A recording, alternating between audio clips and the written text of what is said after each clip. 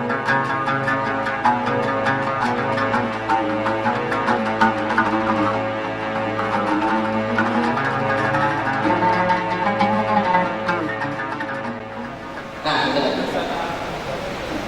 nggak? Ini masalah apa namanya menunjuk bisa. Karena kan ketika baca ayat itu kan keluduknya putar-putar. Macam mana? Mohon penjelasan. Nah, tentang tahiyat ini memang ikhtilaf juga. Masalah tahiyat ini memang ikhtilaf. Mazhab Maliki menunjuk itu bergerak. Menunjuk itu bergerak kanan kiri, tapi geraknya ala rohati, maksudnya pelan-pelan. Tak usah heboh betul geraknya. Sampai gitu heboh betul kan? Bergerak boleh, tapi kiri ke kanan, bukan atas ke bawah. Ada lagi yang memutar-mutar. Dia sebetulnya gini, mazhab Hambali dia memang ke atas ke bawah, tapi pas lafaz Allah mazhab Hambali asyhadu an la ilaha illallah wa asyhadu anna Muhammadar Rasulullah, pas lafaz Allah saja dia naik tangannya menunjuk satu, itu maksudnya itu. Asal jumpa lafaz Allah tunjuk. Tapi mazhab Maliki mulai bergerak itu sejak awal. At-tahiyatul mubarak pelan-pelan, kiri kanan. Jadi kenapa ada orang mutar-mutar? Itu karena dia kombinasi yang atas tadi sama yang kiri kanan. Udah mutar-mutar aja kan? Itu tak ada mazhabnya itu. Itu mazhab kombinasi namanya. Tak ada ulama yang begitu. Cuma saya masih terus juga karena ada hadis yang mendekati itu, cuma dia memahaminya bermasalah. Dalam hadis itu disebutkan Rasulullah ketika menunjuk tangannya itu, ini hadisnya bisa kita lihat sama-sama. Riwayat dalam Musannaf Abdul Razak. Perhatikan baik-baik hadisnya. Riwayatkan dari Wahid bin Hujr. Umma asyara bi sababatihi. Kemudian Rasulullah mengangkat, maksudnya itu berisyarat dengan jari telunjuknya, wa wada'al ibham 'alal wusta halaqaha. Dia letakkan ibu jarinya di atas jari telunjuk. Berarti ibu jari kita dekat ke jari telunjuk. Diletakkan di jari tengah, maksudnya di jari tengah. Dengan membuat lingkaran. Nah, lingkarannya apa maksudnya? Maksudnya ada ulama mazhab Hambali menyebut lingkaran itu ini. Nah, jadi pas tangan diletakkan, jari tengahnya sama jari ibu jarinya buat lingkaran. Ini dia. Cuma karena ada kalimat lingkaran itu, Allah nama lingkaran ada jari kita. Itu salah paham. Lingkaran itu ibu jari. Pertama, mazhab Maliki kanan dan kiri. Mazhab Syafi'i, nah ini yang pertama, mazhab Maliki menggerakkan jari telunjuk dari awal hingga akhir. Tahiyat sampai ke malam ini akan menuju kanan ke kiri pelan-pelan. Itu mazhab Maliki. Nah, mazhab Hambali mengangkat telunjuk pada lafaz illallah. Ada Allahnya. Setiap ada Allah angkat turun. Ada Allah lagi angkat. Itu mazhab Hambali. Nah, mazhab Syafi'i bagaimana? Menurut mazhab Syafi'i angkatnya sekali saja. Kapan? Pada lafaz illallah. Diangkat dari lafaz Allah. Jadi asyhadu an la ilaha illallah. Tidak bergerak-gerak lagi sampai akhir. Sampai akhir tangannya tetap menunjuk saja. Tapi mazhab Hanafi beda lagi. Kalau menurut mazhab Hanafi, ketika lafaz la ilaha, mazhab Hanafi, kalau lafaz la ilaha diangkat, tapi pada lafaz illallah turun. Asyhadu an la ilaha illallah sampai selesai. Ini tidak terdapat ulama-ulama tentang menggerakkan jari-jari itu. Sebetulnya orang mau menggerakkan jari orang samping kita itu silahkan saja, yang ikut mazhab Maliki. Cuma kita kadang-kadang tergoda.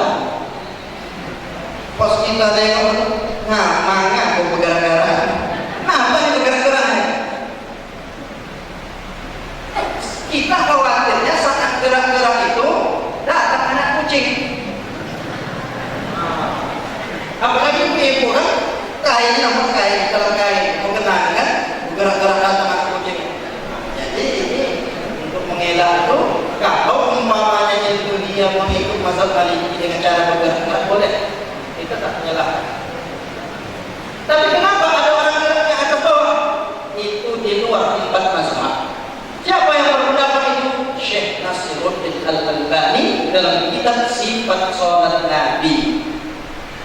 Cuma itu anti mazhab, di luar mazhab. Kenapa dia berpendapat? Pokoknya hadis itu ceritanya tentang menggerakkan. Yang menggerakkan sesudah haji lah. Asal menggerakkan. Nah itu. Tapi yang kita lihat hadis ini hadis tentang menggerakkan. Hadis disebutkan dalam Musnad Ahmad. Umar rafa'na isba'ahu. Kemudian Nabi mengangkat jarinya, salah satu jarinya. Kata sahabat Nabi waktu Badar ini, kata dia, saya melihatnya yuharrikuha. Saya melihatnya menggerakkannya. Dia doa biha sambil berdoa. Menggerakkan sambil berdoa. Doa itu selawat. Itu.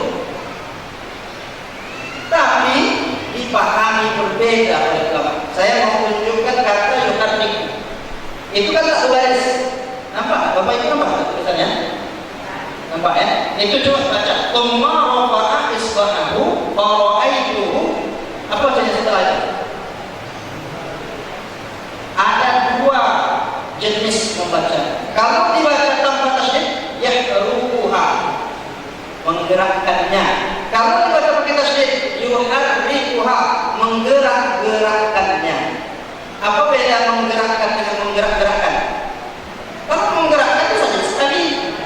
Imam Syafi'i kenapa sekali? Karena dia memahami itu yahruha, menggerakkannya. Kenapa mazhab Maliki mengatakan bergerak-gerak kiri ke kanan? Karena dia pakai tasydid. Yuharrikuha. Itulah sebab perbedaan.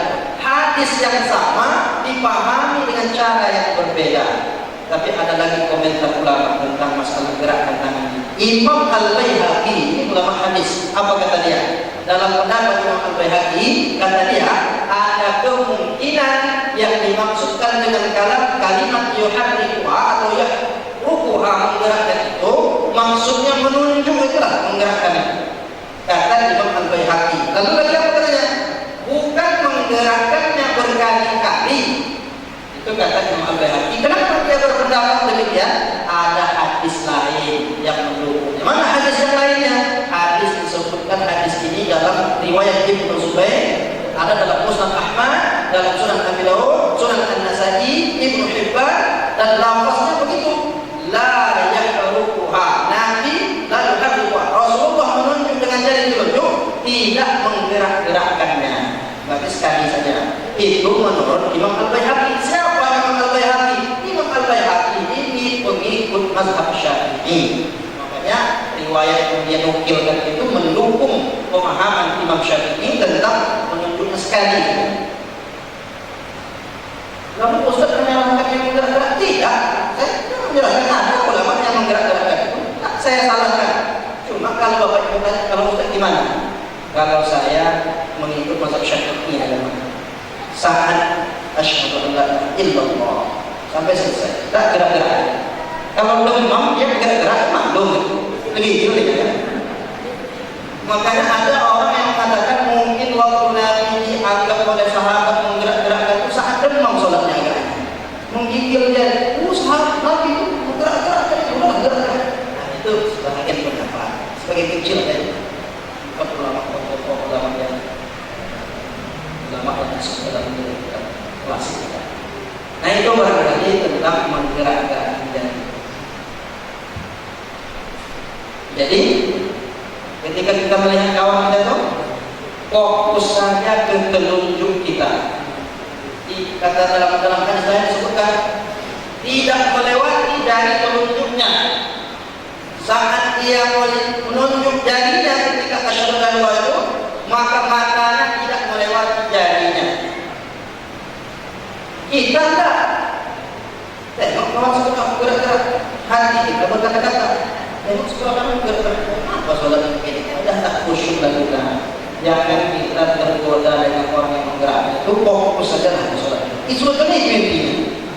Nah, Allah akan bersolat. Iya, terima kasih Ustaz. Jadi Ibu Bapak, untuk lebih semangat lagi, sesi berikutnya kita pilih dulu, kita kasih untuk dalam proses, tapi Pak Ustaz yang memberikan pertanyaan, ibu-ibu yang jawab. Sekarang. Untuk tahap pertama, kita bagikan dulu materi ceramah agama. Tahap 16, Masehi 1437. Ini dirangkum oleh para Ustaz Mubalik Pekdirman. Silakan Ustaz. Baik. Pertanyaan pertama, ini kayak cerdas-cermat lagi. Ya, betul. Pertanyaan pertama, berapa tempat posisi kita dalam sholat mengangkat tangan? Ya, itu betul. Posisinya 4. Ya. 1 dekat. Kedua, satu dengan hamidah.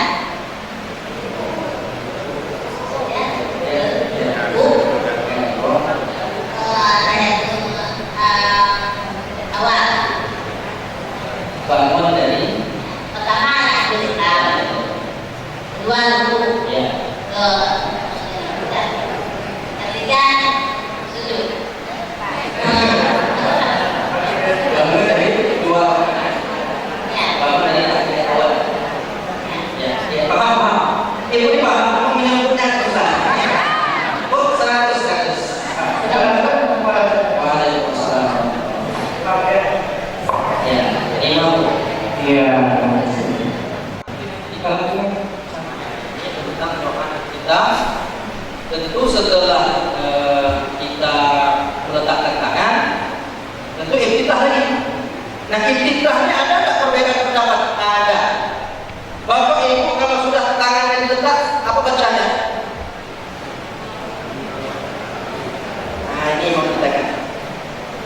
Ulama tidak sepakat tentang membaca doa iftitah atau istiftah. Ada ulama menyebutnya istiftah, bukan iftitah saja, istiftah saja. Sebetulnya sama maksudnya. Doa iftitah atau doa istiftah. Menurut mazhab Maliki, yukrahu doa istiftah, makruh hukumnya membaca doa iftitah. Jadi mazhab Maliki tidak pakai iftitah. Kenapa? Mereka menganggap doa iftitah itu makruh hukumnya. Lalu bagaimana sholatnya? Bal yukabbirul musalli wa yaqra. Akan tetapi orang yang sholat itu setelah dia angkat tangan Allahu Akbar langsung membaca surat Al-Fatihah. Itu pun tak pakai bismillah, langsung ke alhamdulillah. Kenapa mazhab Maliki berpendapat seperti itu? Lama rawa Anas, sebagaimana diriwayatkan Ruya Anas bin Malik mengatakan, karena Nabi Rasulullah SAW itu wa Abu Bakar, begitu juga Abu Bakar, wa Umar begitu juga, yaftatihuna shalah, mereka mulai salat bilhamdulillahi rabbil alamin, langsung alhamdulillah. Jadi kalau mau dipraktekkan salat mazhab Maliki ini, kedua ini mazhab Maliki, Allahu Akbar, selesai. Habis itu gimana? Alhamdulillahi rabbil alamin. Tidak ada iftitah, tidak ada bismillah. Itu pendapat mazhab Maliki. Selanjutnya, wa qala al-jumhur, menurut jumhur ulama itu ulama kebanyakan selain mazhab Maliki. Bagaimana? Yusannu du'aul istiftah, disunnatkan membaca doa iftitah. Berarti masuk mazhab Syafi'i itu. Jadi selain mazhab Maliki berarti mazhab Hambali, mazhab Hanafi, mazhab Syafi'i. Sunnat hukumnya membaca doa iftitah kapan? Ba'da tahrimah, sesudah takbiratul ihram.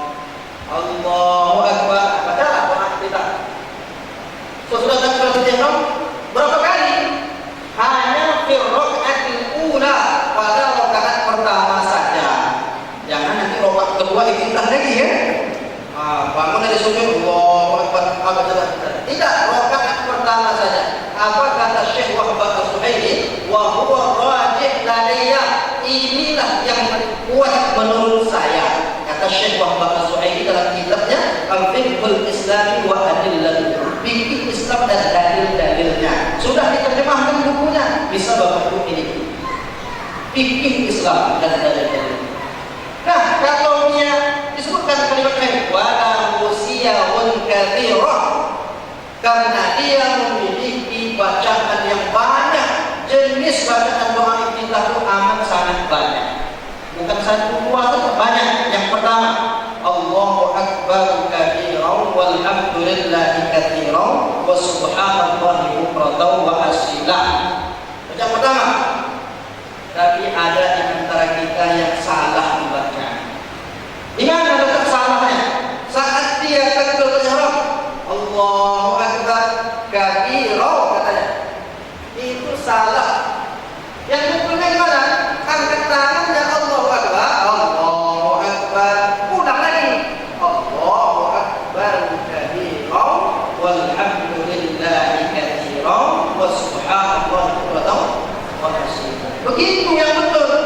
Kenapa kami untuk bacanya selama ini kabiro langsung? Itu kesalahan menghafalnya sejak kecil. Nah dari dulu diajarkan begitu ya, berarti salah. Ya, kalau salah diperbaiki, tinggal nambah aja, gak susahnya. Allahu Akbar. Perhatikan sholat anak-anak kita. Saya menyampaikan kajian ini di sebagian tempat, rata-rata orang bacanya itu. Bukan itu perlu diperbaiki. Kenapa Ustaz sebut harus ada Allahu Akbar? Karena riwayatnya memang ada Allahu Akbar. Riwayatnya disebutkan dalam hadis Nabi. Ibnu Umar radhiyallahu anhu mengatakan, kata Ibnu Umar, qama rajulun, seorang laki-laki berdiri di belakang Nabi. Seorang laki-laki berdiri di belakang Nabi. Salat dia ikut, lalu dia baca Allahu Akbar wa subhanallahi bukratan wa asila. Selesai sholat, nanti bertanya, kata Nabi, man sahibul kalimah? Siapa yang membaca kalimat ini tadi? Maka sahabat itu menjawab, ana ya Rasulullah, ana ya Nabi Allah, saya wahai Rasulullah. Lalu kata Nabi apa? Laqad ibtada'aha 12 malakan. Sungguh ada 12 malaikat yang memperebutkan kalimat ini. Ini menunjukkan bahwa kalimat yang baik untuk diamalkan. Apa komentar Ibnu Umar setelah mendengar Nabi mengucapkan ini? Dalam riwayat lain disebutkan, Ibnu Umar mengatakan, ma taraktuhunna munzu sami'tuhu min Rasulillah sallallahu alaihi wasallam. Saya tak pernah meninggalkan bacaan ini sejak saya mendengar Nabi menyebut bahwa ada 12 malaikat yang berebut tentang mengamalkan bacaan Allahu Akbar katsiran. Itu jenis yang pertama. Kok sampai wasilah saja? Iya, jenis pertama. Tapi yang kedua, boleh ada lagi dari wajah wajhiyah. Nah, itu bacaan kedua. Wajah wajhiyah. Boleh ditambah ini. Inni wajah wajhiyah lillazi fatara samawati wal ardh hanifan musliman wa ma ana minal musyrikin. Inna salati wa nusuki wa mahyaya wa mamati lillahi rabbil alamin. La syarika lahu wa bidzalika umirtu wa ana minal muslimin. Ini pun perlu diperbaiki. Kenapa diperbaiki? Banyak orang salah baca. Ada nggak yang kita udah nampak udah betul ya? Nggak usah saya tes. Saya yakin ternyata betul semuanya. Cuma nanti kalau salah tinggal perbaiki saja. Di mana letak salahnya? Banyak orang membaca innas sholati. Salah besar. Bukan innas sholati, tetapi inna sholati. Tak usah pakai tasydid. Kadang-kadang kita itu kan innas sholati. Enak bunyinya. Ini bukan masalah enak tak enak. Betul atau tidak? Kalau dibuat tasydid, dia berubah maknanya.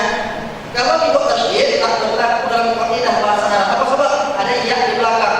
Sholati itu artinya sholatku. Kalau ada dhamir di belakang, tak boleh pakai alif lam. Haram hukumnya. Menurut ilmu bahasa, ya kan? Bukan sampai merusak, sampai masuk neraka kadang-kadang itu tidak. Ini menunjukkan kita perlu memperbaiki. Itu aja prinsipnya, perbaiki kalau salah. Cuma saya lagi-lagi banyak-banyak husnuzon, banyak-banyak berbaik sangka. Kenapa banyak orang membacanya innas sholati? Saya berbaik sangka mungkin karena keseringan mendengar ayat innas sholata tanha 'anil fahsya'i wal munkar. Sering betul mendengar itu, artinya dalam sholat itu dibawa-bawa. Kalau dalam ayat itu betul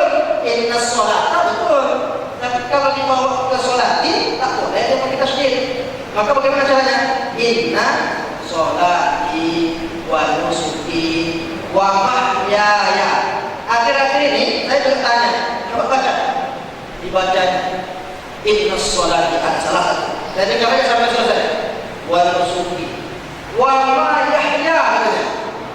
Wa mahyaya padahal wa mahyaya. Kenapa banyak orang salah-salah baca? Karena waktu menghafal sejak kecil dulu tidak teliti, atau gurunya tidak memperbaiki, atau jangan-jangan gurunya memang salah juga. Jadi ikut dia kan? Nah, kemungkinan itu ada. Nah, oleh karena itu kita yang sudah sholat sejak kecil sampai hari ini mungkin silap dalam membacanya. Inilah pentingnya mengkaji fikih sholat. Mudah-mudahan ini kegiatan yang dirahmati oleh Allah SWT.